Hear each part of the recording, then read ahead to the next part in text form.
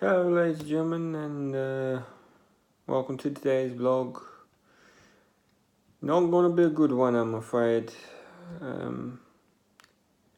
I've been wanting to make this video for a few days now, but I've wanted to be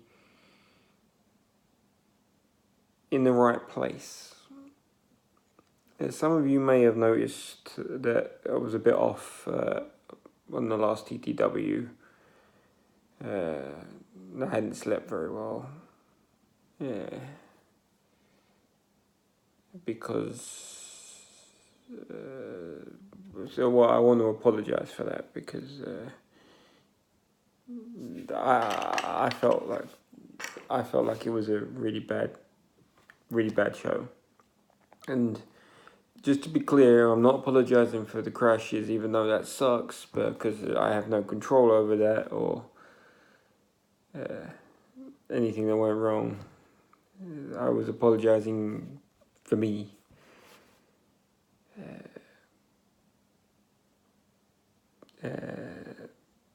Basically, my demons are back. For the past month,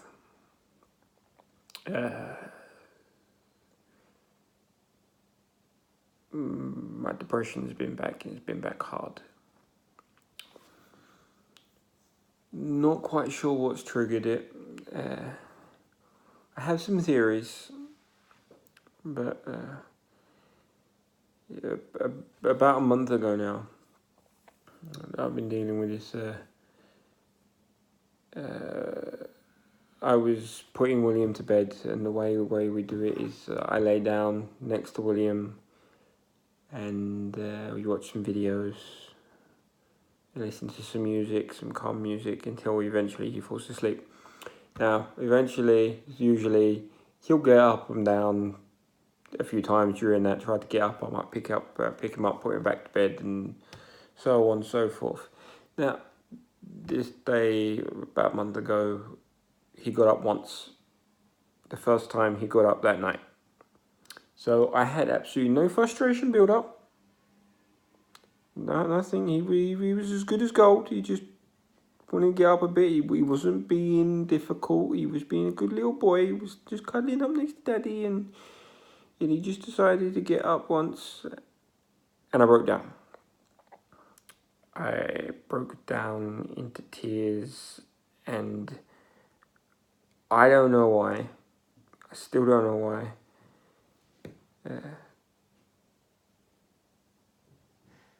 I just broke down. Now, it was okay. William was cute because as soon as I started breaking down, he stopped getting up, and then he turned around, and then he just started snuggling up back up to Daddy like, "Oh, it's okay, Daddy," which made me feel happy, even though I was breaking down, because he was being so cute, and he obviously cares about me, even though he doesn't understand anything. But at the same time, I feel like he shouldn't be put in that position. So, as I say, he doesn't understand. For all he knows, he could be blaming himself for it. He had nothing to do with it. I don't know what had anything to do about it, to be fair, because I was bawling my eyes out, but I didn't know what's...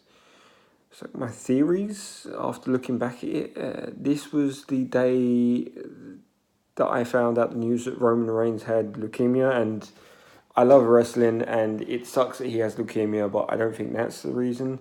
I think that reminded me of a real person. Right, he's Roman Reigns. He's a real person. What Roman Reigns isn't, but Joe Natawari, I've butchered that. It's the actual person who has leukemia, not the character. But yeah, a member of my family is fighting cancer. Don't want to go into it because he doesn't want everyone to talk about it, but a very close member of my family has has cancer and he doesn't look good. I'm sorry, I fiddle in because especially where talk about some big stuff. And yeah, especially after what happened earlier on in the year, because that's another part of my theory. Doctor Who right now is dealing with a dead grandma, and I don't think I've quite dealt with her with my grandma passing. I don't think I've completely dealt with it. Like especially where I couldn't go to the funeral because of my operation, and I did go to her grave when I went to England, but as I said to my brother, is like I spoke to the grave, I brushed off some of the dirt from the cross that she had on there, but to me it just felt empty. She wasn't there. I said it's just me, but I feel like if her spirit's a real thing, I feel like she's at the lake here because she loved that lake. And it was like you see her face light up when we took a walk past the lake, and she seemed at peace, which she never really did. She always seemed miserable, really.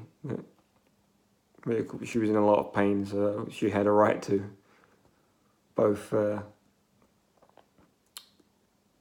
physically and mentally. But yeah.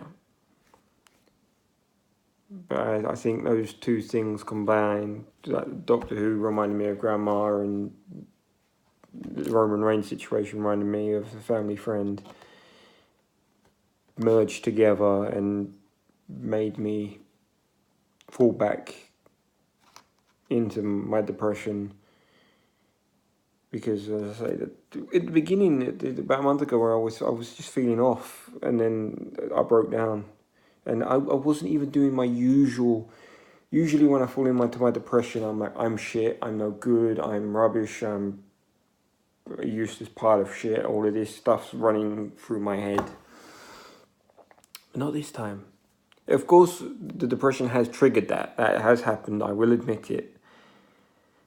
Especially where the day after I actually had a good day, and when I went into my practique. And like an idiot, I said, well, next month's my last month. This is my last month. I just want to put this out there and say, is there any chance you can employ me? And the answer I got was no, which I was fully expecting, 100% expecting. She's got loads of people working for her, and even though I was doing the best job I could, there was a lot of time off, especially when I was sick with a cold. And then, as I say, this last month I've had my demons come back, so I've not been going in as often as I should, and not being 100%. So I knew it was very, very unlikely. She blamed my Swedish, which, for what it kind of got to me a bit, because for what she saw, like there was a mental block in my head wherever she was around, because she was the boss and she was the one I was trying to impress.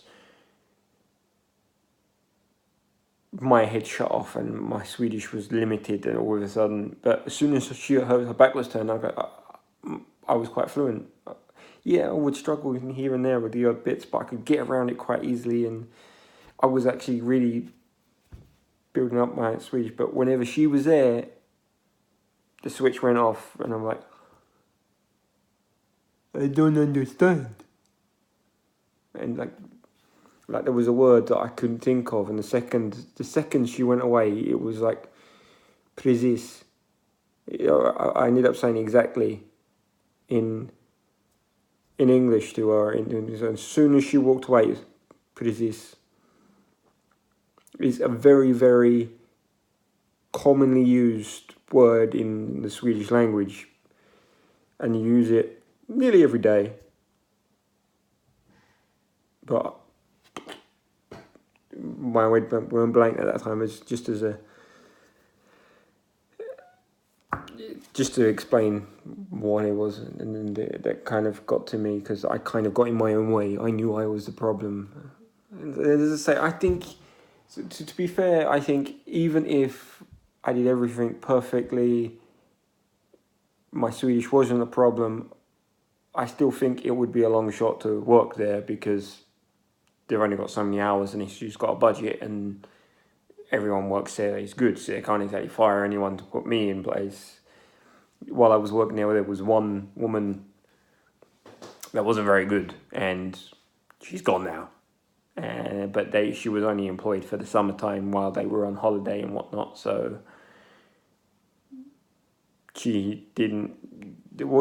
her absence didn't create a gap. It just fixed the overemployed problem, if that makes sense. So I knew it was a long shot, but it really did hit me hard, and then I started putting myself down, and I did go to a very, very dark place.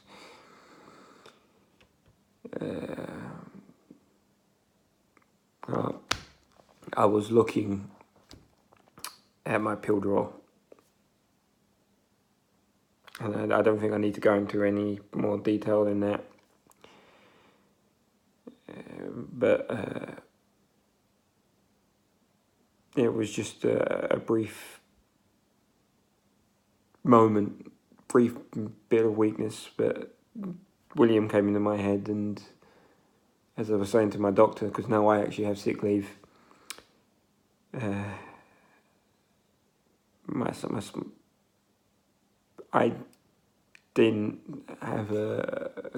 don't have a very good relationship with my father, and I've said to myself I need to be here for William, and there is absolutely no chance in hell that I would leave him. So leaving him for any reason is unacceptable to me. So that's just not an option. It might pop into my head, like, how easy would it be to, like, even if I'm thinking everyone would be better off without me and whatnot, I can't do that to William. Even if I fail as a father, I need to go down fighting. If that makes sense. Even if I do all the wrong things, I need to at least feel like I've tried to do the right things. But I think we're doing a good job with William. He's as good as gold, really. It's like he gets a little bit naughty in the evening times when he gets really tired, but every kid does that. And even then, his level of naughty is nothing compared to the average child. He just gets a bit louder and a bit... he's a bit louder, really, and he just touches things he's not allowed to touch. He knows he's not allowed to touch, like the DVDs and stuff off of Mummy's bedside table. It's pretty much the way he was behaving here in the stream, which was another problem, but I'm not apologising for that because that's William. If I'm going to stream when William's around, that's going to happen. And if I'm going to stream, it has to be when William's around. But it is, like, streaming does make me feel better, so I do want to carry on doing it. It does when it goes well, I should say, because, like, I wasn't in the right headspace in the last one, so that made me feel worse. But when I feel good, especially seeing how much everyone's enjoying TTW, it does make me feel good,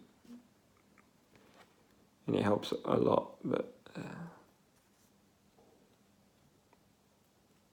I've lost my trail of thought.